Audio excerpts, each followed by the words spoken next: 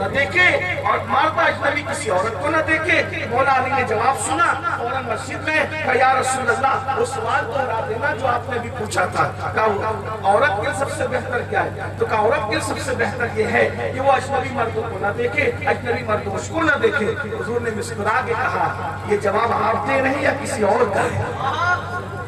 یہ جواب آپ دے رہے ہیں؟ کہا حضور یہ جواب آپ کی شہزادی فاطمہ نے دیا ہے۔ تو حضور نے خوش ہو کر کہا فاطمہ تو بیدتوں میں نہیں، وہ تو میرے جگر کا ٹکڑا ہے۔ یعنی ایسا جواب اسی سے آ سکتا ہے جو میرے کلیجے کا ٹکڑا ہے، جو میرے جگر کا ٹکڑا ہے۔ دیکھو بیٹی بچایا بھی، بیٹی پڑھایا بھی۔ اور آج ہم بیٹیوں کو نبوست سمجھتے ہیں، بے برکتی سمجھتے ہیں، بوجھ سمجھتے ہیں، بلکہ اب تو عورتیں بھی بیٹی کو بوجھ سمجھتی ہیں۔ میں اتنا عرض کرنا چاہتا ہوں بیٹیاں بوجھ نہیں ہیں، بیٹیاں رحمت ہے، اللہ کی عظیم رحمت ہے۔ اسے بوجھ نہ سمجھو، مغفرت کا ذریعہ ہے، بخشش کا ذریعہ ہے، نجات کا ذریعہ ہے۔ صوفیہ کہتے ہیں بیٹا پیدا ہوتا ہے تو اللہ کہتا ہے جا تاکہ تم اپنے باپ کی مدد کر، اور جب بیٹی پیدا ہوتی ہے تو اللہ فرماتا ہے جا تاکہ میں خود تیرے باپ کی مدد کر۔ بیٹا پیدا ہو تو بیٹا مددگار بنتا ہے جس کے بے وفائی کے اندیشے ہیں، بیٹی پیدا ہوتی ہے تو خدا مددگار بن جاتا ہے جو خالق وفا ہے۔ تو یاد رکھیے بیٹیوں کو بچائیے بھی، بیٹیوں کو پڑھائیے بھی، اپنی بیٹیوں کو اتنا علم ضرور دیجیے تاکہ آپ کی بیٹی اپنے بچوں کی اور نسلوں کی صحیح پرورش کر سکے، دین کو منتقل کر سکے۔ جب ماں عاشق رسول ہوگی، جب ماں کے سینے میں محبت رسول ہوگا، جب ماں کردار فاطمہ کے زیور سے آراستہ ہوگی تو بچہ اب کبھی حسین سے پیدا نہیں ہو سکتا لیکن غلام امام حسین ضرور پیدا ہوگا، غلام غوث اعظم ضرور پیدا ہوگا۔ اسی پیغام کے ساتھ میری گزارش ہے اپنی بچیوں کو دنیاوی تعلیم بھی دو اور مذہبی تعلیم بھی دو، بلکہ بچیوں کو نہیں بچوں کو بھی دو۔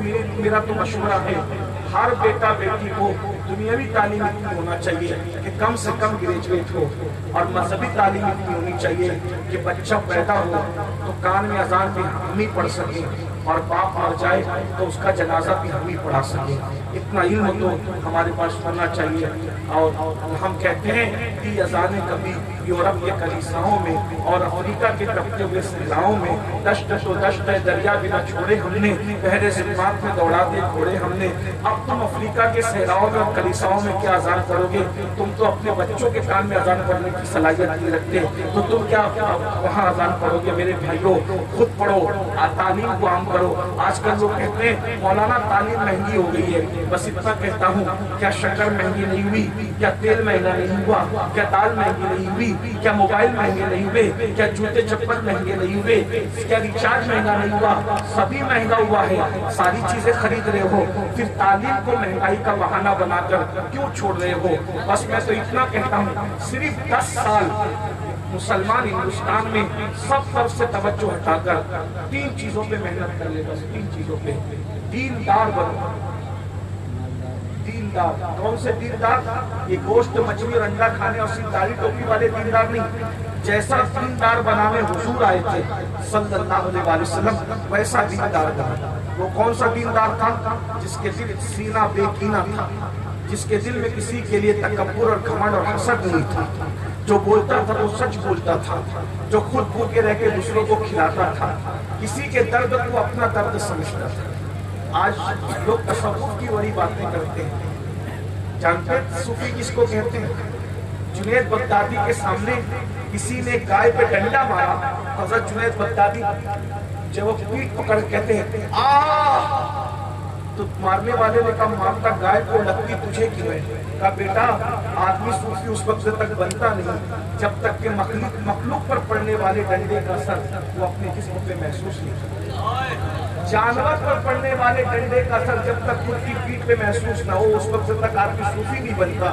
جو اپنے ماں کا درد محسوس نہ کر سکے، جو اپنے باپ کا درد محسوس نہ کر سکے، جو اپنے بھائیوں کے ساتھ سلام کلام کا بھی روادار نہ ہو، وہ کون سا صوفی ہوگا؟ وہ کون سا قادری ہوگا؟ وہ کون سا چشتی ہوگا؟ وہ کون سا نقش بندی ہوگا؟ وہ کون سا سہروردی ہوگا؟ یاد رکھیے عاشق بنیے، فاسق مت بنیے، عشق رسول کے نام پہ چغری مت کیجیے۔ عاشق تو وہ ہوتا ہے کہ खंजर चले किसी पर तड़पते हैं हम अमीर, सारे जहां का दर्द हमारे जिगर में है।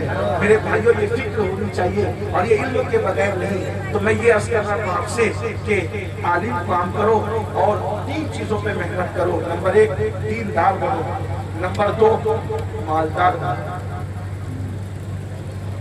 मालदार बनो। ये मुनाफिकीन जो 1857 के बाद कुछ पैदा हुए ना नए फिरके, उन्होंने बताया कि इस्लाम गरीबों का मजहब है।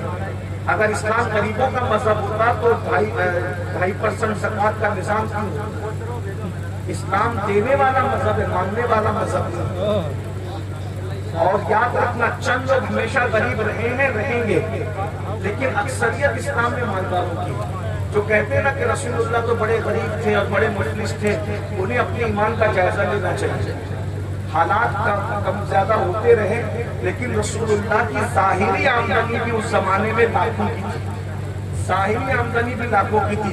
इतना समझ लो, तुम्हारा फैक्ट्री का मालिक भी 2 बीवियों का खर्च पूरा करते करते नाक में दम आता है। रसूलुल्लाह 11 बीवियों के अखराजात पूरे करते हैं। ये कोई गरीब कर सकता है, ये मुफलिस कर सकता है। ये एक अलग सा उन्वान है।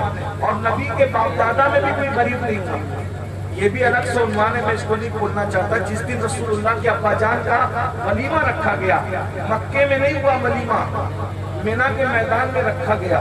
आखिर मीना के मैदान में वलीमा क्यों रखा गया, ये आपसे पूछना चाहता हूँ। ये जलसा आपने गली में क्यों नहीं रखा, मैदान में क्यों रखा? क्योंकि आप जानते थे ना कि चंद लोग नहीं आएंगे, हजरत चांद बाबू किबला की आमद है तो सैकड़ों लोग आएंगे।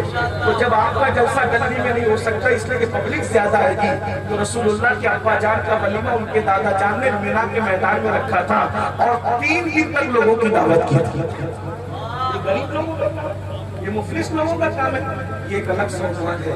दरअसल पता नहीं किसी साजिश के तहत नबी को क्यों गरीब बना के पेश किया गया, लेकिन हुजूर का तो पूरा खानदान ही मालदार था। एक जुमला कह के आगे बढ़ूंगा।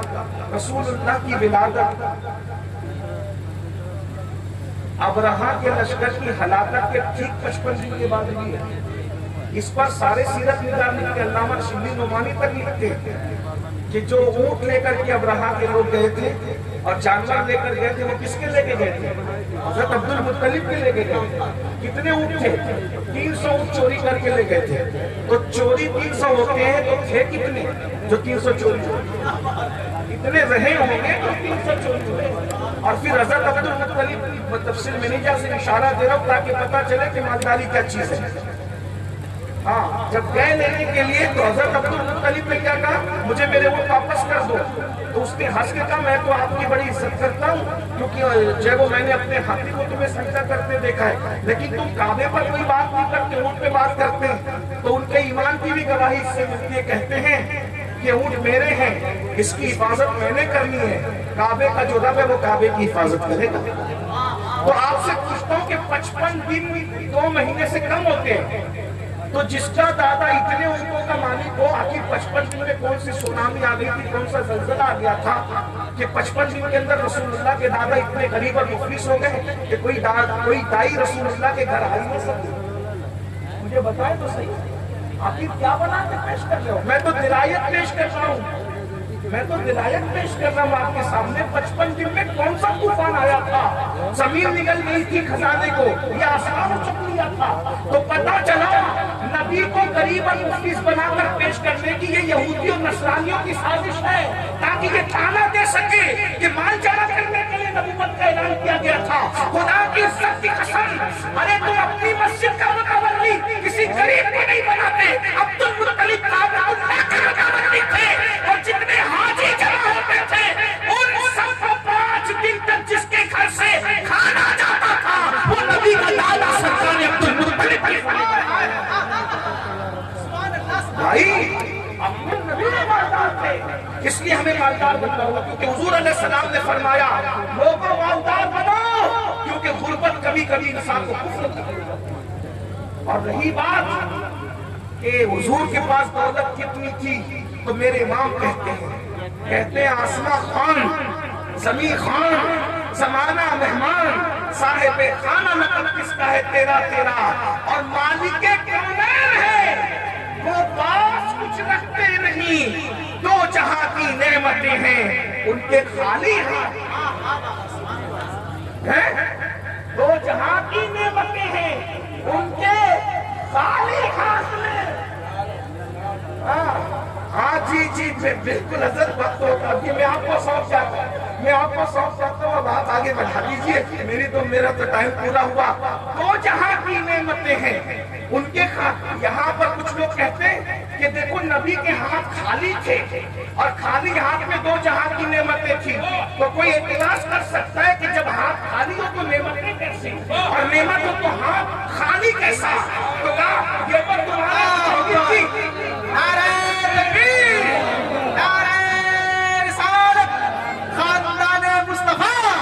یہ تو تمہارے مجدد کی عقیدت ہے جو عقیدت میں بہ گئے، خالی ہوگا تو ہاتھ میں نعمت نہیں ہوگی، نعمت ہوگا تو ہاتھ کھانے نے کہا ملا جی یہ عقیدت نہیں ہے، صرف محاورہ ہے، محاورے میں کہا جاتا ہے خالی کا ایک مطلب ہوتا ہے کچھ نہیں، یہ تو معنی ہو گیا، اور محاورے میں کہا جاتا ہے خالی مطلب، ایک ہوتا ہے خالی مطلب جہاں کچھ موجود نہ ہو، اور ایک ہوتا ہے خالی کا مطلب پیور اونلی، صرف۔ جیسے اگر کوئی کہے کہ مولانا صدام صاحب کا جلسہ کیسا رہا تو کہا اسٹیج پر وہاں خالی علماء بیٹھے ہوئے تھے، کوئی جاہل نہیں بیٹھا تھا، خالی کا مطلب صرف یہ بھی ہوتا ہے، تو کہا وہاں تقریر کس عنوان پہ ہوئی؟ وہ علیمی نسبہ کالج کا جلسہ تھا نا، تو وہاں کوئی دوسرا عنوان چھوڑا نہیں گیا، خالی علم پر گفتگو۔ تو خالی کا مطلب کیا ہوتا ہے؟ صرف اور فقط۔ اب میرے امام کہہ رہے ہیں، کہتے ہیں مالک کونین ہے، دو پاس کچھ رکھتے نہیں، دو جہاں کی نعمتیں ہیں، صرف اونلی فقط ان کے ہاتھ میں۔ موسیٰ کے ہاتھ میں نعمتیں الگ ہے، عیسیٰ کے ہاتھ میں، لیکن کوئی تجوری میں سامان مال دولت رکھتا ہے، کوئی گھر میں رکھتا ہے، حضور کے ہاتھوں میں اتنی وسعتیں ہیں کہ دونوں جہاں کی نعمتیں مصطفیٰ جامع رحمت کے ہاتھوں میں سما گئی، دو جہاں کی نعمتیں ہیں ان کے خالی ہاتھ، ان کے خالی ہاتھ میں۔ اور پھر ایک مقام پہ کہتے ہیں کریم ایسا ملا کہ جس نے بھرے ہیں ہاتھ، کھلے ہیں ہاتھ اور بھرے خزانے، بتاؤ اے مفلسوں کہ پھر کیوں تمہارا دل اضطراب میں ہے؟ میرے کریم سے گر قطرہ کسی نے مانگا، دریا بہا دیے ہیں، در بے بہا دیے ہیں۔ میری گزارش ہے کون دیتا ہے، دینے کو منہ چاہیے، دینے والا ہے سچا ہمارا نبی۔ تو دیندار بنیے، مالدار بنیے اور ایجوکیشن پہ محنت کیجیے۔ ہمارے مہریرہ کے مرشدوں نے کہا تھا آدھی روٹی کھائیں گے، بچوں کو پڑھائیں گے، عید پر 4 ڈریس کی بجائے 1 ڈریس بنانا پڑے تو 1 بناؤ، باقی کے پیسے بچا کر بچوں کو پڑھاؤ، 8 گھنٹے کی بجائے 12 گھنٹہ محنت کرنا پڑے تو کرو، بچوں کو پڑھاؤ، بس ایک نسل کو تم پڑھا دو، باقی کے ساری نسلیں خود بخود پڑھتی رہے گی۔ اس پر آپ کو محنت کرنا ہوگا۔ دیندار بنیے، مالدار بنیے، ایجوکیشن پہ محنت کیجیے۔ اللہ تعالیٰ سے دعا ہے اللہ اس ادارے کو جلد سے جلد مکمل کرے۔ میں گزارش کرتا ہوں کہ یہ جو بچیوں کے لیے ادارہ قائم کیا جا رہا ہے آپ اس میں تعاون فرمائیں، مدد فرمائیں، تاکہ ہم اپنی آنکھوں سے جلد اس ادارے کو دیکھیں۔ مولانا صدام صاحب اور ان کے خاندان کے لوگوں نے اپنی آبائی زمین مدرسے کے لیے وقف کی ہے۔ لوگ کہتے ہیں مولوی چندہ نہیں دیتا، میں نے کل بھی کہا کہ مولانا نے اس بات کو غلط ثابت کیا عملی طور پہ، کہا بھائی چندہ کے ہم نے تو پوری زمین اٹھا کر کے دے دی ہے نا اپنی، اب تعمیر آپ لوگوں کو کرنا ہے تو آپ مدد فرمائیں۔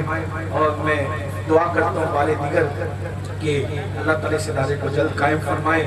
حضرت سیدی چاند بابو قبلہ کی موجودگی میں کیا خطاب کر سکتا ہوں، میری حیثیت کیا ہے؟ جب چاند موجود ہو تو اگر ستارہ بھی ہوتا تو اس کی کیا حیثیت ہوگی، چاند کی موجودگی میں ذرے کی کیا حیثیت ہے؟ بس اسی پہ بات پوری کرتا ہوں۔ اللہ تعالیٰ گفتگو کو قبول فرما لے، کوئی غلطی ہو تو اسے معاف فرما دے۔ استغفر اللہ ربی من کل ذنب واتوب الیہ۔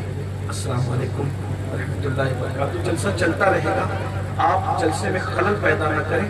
مجھے ایئرپورٹ پہنچنا ہے تو میں اتر کر جاؤں گا، اور میں کرام سے بھی ادباً گزارش ہے آپ بھی بیٹھے رہیں، میں خاموشی سے چلا جاتا ہوں، کوئی نہ اٹھے، افراتفری کا ماحول پیدا نہ کریں، جلسہ آگے چلتا رہے۔ السلام علیکم۔